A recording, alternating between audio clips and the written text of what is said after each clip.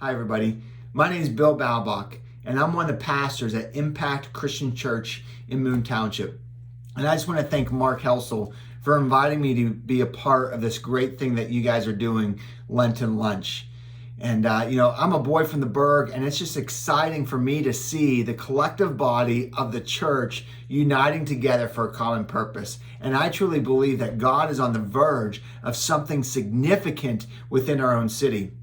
Today, we're going to be focusing on what we know as the Last Supper. And the Last Supper is found in Luke 22, verses 13 through 23.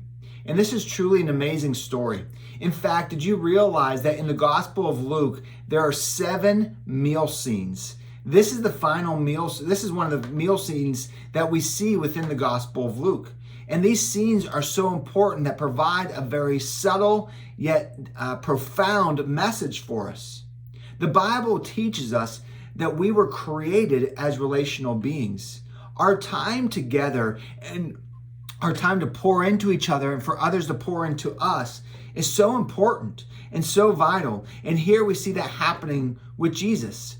I believe that as relational beings, we need to focus on the primary relationships in our life. But sometimes, sadly, we allow too many distractions to get in the way. Maybe it's work, maybe it's our hobbies, maybe it's what we see on social media and what we involve ourselves with on social media, or maybe it's when we catch the news and we just get beat down by life.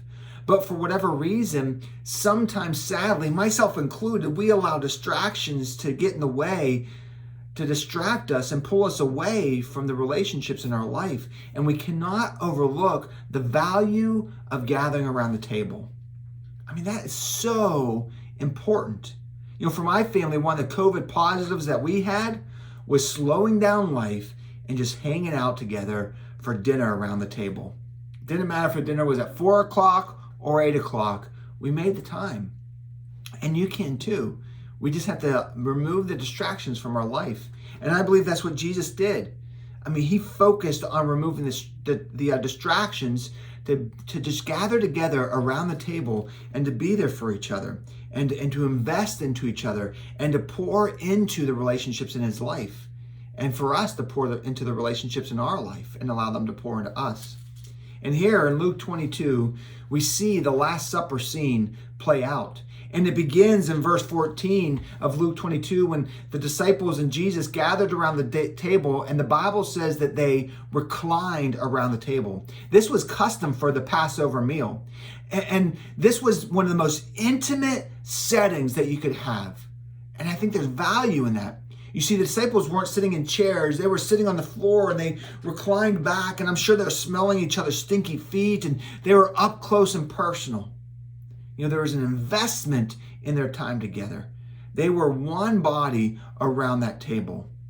And Jesus focused on something very specific and important within this time they had together, within this moment around this table. You see, this time was all focused about his suffering. You see, his suffering is what connects us all together. Everything that we have in life coincides with the reality of the cross. The cross is the cornerstone of history. It's the cornerstone of who we are. And Jesus was kind of laying out the groundwork that suffering was to come, and the suffering would lay out the new covenant. And that new covenant was life, but not just life, but life abundantly. You see, I think so often we allow life in this world to beat us down and break us down. And we think, is this all we have in store for us? But Jesus was saying, I have life for you based upon my suffering, life that's more abundant. And I can just imagine that scene. Jesus and his disciples reclined around the table, smelling each other's stinky feet. And Jesus began to tell them, I'm about to suffer. And my suffering is going to bring upon a new covenant. All the ways of the law that you were doing to try to make yourselves right, I'm going to fulfill it. Because in me, now you have life. And then he took the bread. And I know in today's COVID environment, we have all these to-go stuff. And his bread looked a little bit different than this. But Jesus took the bread and he broke it. He passed it around the table. And he told the disciples to take and eat this, because this represents my body, he said in verse 19 of Luke 22. And he said, do this in remembrance of me. And then he took the cup. And this cup he passed around, and they all shared from the same cup. And he said, drink from this wine or this juice. This represents my blood that will be poured out for the new covenant, that will give you life. You see, Jesus was saying that through my suffering, you will be made new. His suffering was everything. And what Jesus was kind of laying out here in this moment around this table was not just the importance of relationships, but having the importance of relationships that are focused on his suffering. And I think that leads us to a very important question. What are we focused on?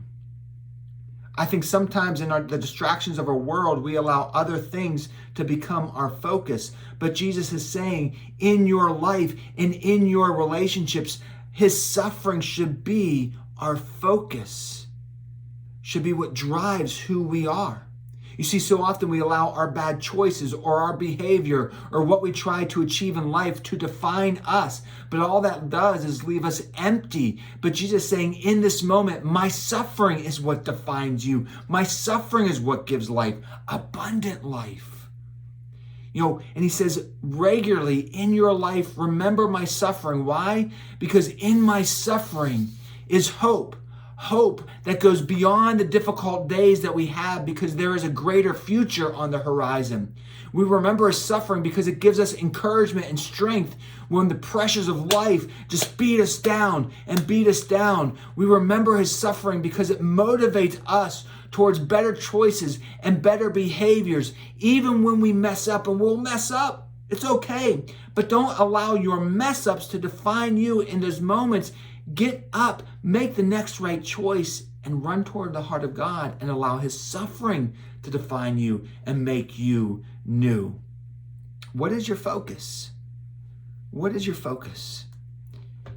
As you know, there's so much more to the story that's about to come. But in this moment, around the intimacy of this table, Jesus was highlighting the importance of our relationships and the importance of our relationships being focused on his suffering, because through his suffering is where we find life more abundantly. What distractions do you have that's pulling you away from the relationships in your life, or the ability to just focus on his suffering, to find hope, encouragement, and motivation to make the next right choice? Walk towards him. Let's remove those distractions. And let's just remember his suffering and find the hope and strength and encouragement that we need through that. Thank you so much for giving up your time to listen to me. I hope that you have a very awesome and amazing week and an amazing Easter, and that we will see God continue to do great things, not just within us, but through us. God bless. Take care.